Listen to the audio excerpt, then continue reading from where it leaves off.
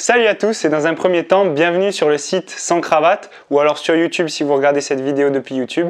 C'est un plaisir de vous rencontrer. Je vais d'abord commencer par une petite présentation et ensuite je vais faire celle de mon livre. Du coup, bonjour à toi, moi c'est Étienne Monceau, je suis étudiant sur Toulouse en école d'ingénieur et j'ai écrit dernièrement, je publie un livre qui s'appelle Débuter en bourse, comprendre et investir sur les marchés financiers. Je suis né en 1997, j'ai donc 22 ans et je vais sur mes 23 cette année. Et je suis en première année à l'NCA 7 en sciences des matériaux.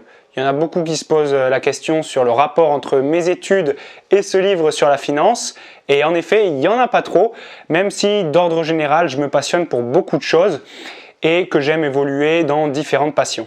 J'ai donc plutôt un parcours de l'ordre scientifique et pourtant, ce que je fais en dehors avec Sans Cravate et avec ce livre-là, c'est plutôt du côté économie et je me suis spécialisé petit à petit dans la gestion de patrimoine pour particuliers. Donc je pense que vous connaissez déjà un petit peu Sans Cravate. En tout cas, si ce n'est pas le cas, vous vous trouvez actuellement sur le site sanscravate.fr sur lequel on publie des articles sur les thèmes des marchés financiers, de l'immobilier et de l'entrepreneuriat de manière générale. Je vous conseille d'ailleurs d'aller faire un petit tour si vous avez le temps, en plus de regarder cette vidéo. Ici, normalement, vous vous trouvez sur la page de vente en fait, du livre, celle où je vais me permettre de donner un peu plus de détails que ce que je donne lorsque je fais de la communication sur ce bouquin. Pour reprendre un petit peu ma présentation, il faut savoir que aussi pendant longtemps, j'ai évolué dans le milieu du sport, dans le milieu du snowboard et j'ai d'ailleurs fait ma scolarité en grande partie à Font-Romeu, au lycée Pierre de Coubertin, qui m'a d'ailleurs bien accueilli, c'était vraiment une super expérience. Et là-bas, en fait, j'avais vraiment un parcours à mi-chemin entre le sport et les études. C'est seulement donc après les études, après mon bac en fait, que j'ai réalisé là-bas sur Font-Romeu, que je suis rentré sur Toulouse pour continuer mes études supérieures, avec toujours un statut assez intéressant, celui de sportif de bon niveau national, donc c'est un petit peu l'équivalent de sportif de haut niveau, mais pour ceux qui ne sont pas sur liste ministérielle, et ça m'a permis voilà, d'avoir encore du temps et de faire mes études avec un rythme qui me correspond plus pour pouvoir continuer à développer des projets à droite à gauche. Alors dans un premier temps, c'était vraiment pour continuer la compétition dans le snowboard et puis ensuite, j'ai décidé d'arrêter parce que ça me coûtait vraiment trop cher financièrement pour le peu de points que ça me rapportait et je me suis dédié en fait à la vidéo avec le crew qui s'appelle Aigre Douce. Et en même temps, j'avais déjà commencé à écrire ce bouquin parce que ça faisait pas mal de temps que je me formais tout seul sur l'économie et la finance. Et j'étais déjà en train de gribouiller quelques trucs à droite à gauche pour commencer à proposer des formations en fait pour que les gens puissent au travers de ma vulgarisation et de la pédagogie que j'apporte à chaque fois à mes articles et à mes écrits. Et c'est en fait à la fin de ma classe préparatoire que j'ai décidé de prendre une année de césure parce que j'avais déjà plein d'idées en tête et que je voulais vraiment les mettre sur papier et enfin écrire en fait ce livre, écrire un projet beaucoup plus gros et qui dans un premier temps était proposé donc aux gens sous forme de livre numérique. Il s'avère que ce livre numérique, en fait, il a très bien marché. Les gens qui ont fait des retours dessus étaient excellents, alors que pourtant, c'était quand même quelque chose qui manquait encore de travail, surtout au niveau de la forme, en fait, de ce qui a été écrit. Le contenu était bon, j'en étais convaincu. Cependant, il fallait quand même apporter une bien meilleure expérience au lecteur par le biais d'un format broché avec un design qui était bien plus attractif. Donc voilà, c'est chose faite. Après encore 6 mois de travail, j'ai retravaillé avec d'autres personnes, avec des designers, avec des gens qui ont revu toute la typographie du livre aussi. On a donc retravaillé la forme du bouquin pour arriver à un résultat qui est plutôt convaincant. Donc il est là, c'est le livre donc Débuter en bourse, comprendre et investir sur les marchés financiers. Du coup, avec mon petit nom et mon prénom en haut, je suis très content de ça. C'est vraiment une expérience extraordinaire que d'avoir un livre entre les mains. Et d'ailleurs, maintenant, je vais commencer un petit peu à parler de ce dernier. Donc le livre Débuter en bourse, de quoi il s'agit? Eh bien, je ne sais pas si vous l'avez lu déjà, mais sur la page de vente, vous pouvez retrouver la 4e de couverture sur laquelle il y a la description, une description un petit peu poétique de l'intérieur du contenu du bouquin.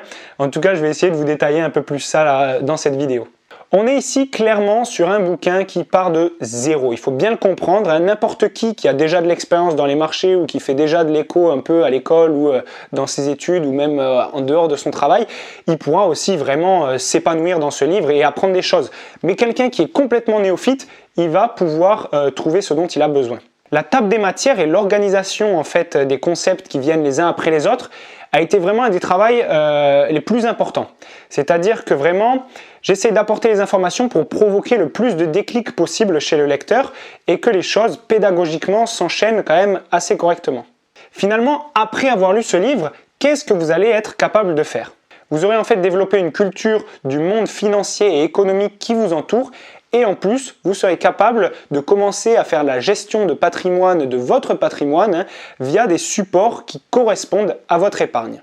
Ici donc on est plutôt sur un profil on va dire passif, en tout cas quelqu'un qui passe 15-20 ordres par an et qui essaie de faire des rentabilités de l'ordre à 5 à 10-20% dans l'année, mais on est loin d'être sur du trading de court terme qui pourrait potentiellement sur les traders professionnels rapporter 6, 7, 8% par mois. Vraiment on oublie cette idée-là, cette idée de vraiment passer son temps et de faire de la finance son métier, mais plus ici d'avoir un capital, un patrimoine qui se construit à côté en fait de votre activité principale. Et de ce fait, ce livre il va pouvoir intéresser une bien plus grande audience. En fait, on peut aller de l'étudiant qui est encore en train de faire ses études, que ce soit en business school, en école d'ingénieur, dans le droit, n'importe quoi, comme quelqu'un qui a déjà un parcours professionnel et qui travaille déjà depuis longtemps et qui a commencé déjà à faire une épargne intéressante qu'il veut placer. Ça s'adresse évidemment aussi à tous ceux qui travaillent depuis plusieurs années, qui peuvent être cadres de la fonction publique, cadres dans le privé, qui sont ouvriers, salariés, n'importe qui veut vraiment penser au long terme, à sa retraite potentiellement, pour ceux qui ont déjà 40-50 ans et qui veulent vraiment essayer de faire fructifier l'épargne qu'ils ont réussi à accumuler ces dernières années. Et bien ce livre, il vous touche aussi. Donc c'est vraiment un livre qui est accessible à tous et qui part de l'éducation financière de base, de la gestion en fait de votre trésorerie personnelle, de votre épargne. Vous fonctionnez en fait un petit peu comme une entreprise, vous avez des rentrées et des sorties d'argent et il faut évidemment les optimiser. Et justement, avec ce livre, vous allez pouvoir réussir à donner de la rentabilité à ce capital pour éviter entre guillemets qu'il dorme. Il faut évidemment savoir que les marchés, c'est cyclique. Il existe des tas et des tas de différents produits et de différents supports d'investissement. Il faut évidemment savoir dans lequel investir, à quel moment.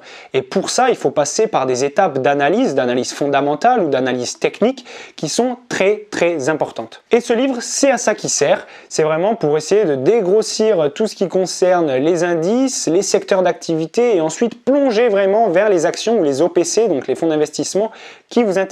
Évidemment, on aborde le thème des ETF qui sont énormément à la mode en ce moment, tout simplement parce que les indices ont performé sur l'année 2019 et déjà depuis longtemps. Et on aborde évidemment, donc, comme je l'ai dit, l'éducation financière principale, que ce soit la fiscalité, donc la fiscalité de tous les supports d'épargne. On parle du PEA, on parle du PER, on parle du plan épargne entreprise, le PEE, on parle de l'assurance vie, tous ces supports qui vont servir en fait à accueillir vos titres financiers sur lesquels vous allez mettre votre épargne. Le fait de prendre des informations du milieu des marchés financiers et de l'économie, ça va vous permettre de vraiment mieux comprendre les réformes et le monde qui vous entoure. Par exemple, on va traiter de tout ce qui concerne les retraites et les réformes qui se déroulent actuellement, ou encore de la loi Pacte et ce qui a modifié le PEA, le PEA jeune, etc. Enfin, à mon habitude, et comme vous l'aurez remarqué sûrement lors de la lecture de mes articles, j'aime beaucoup aborder la notion de capital humain et d'éthique financière.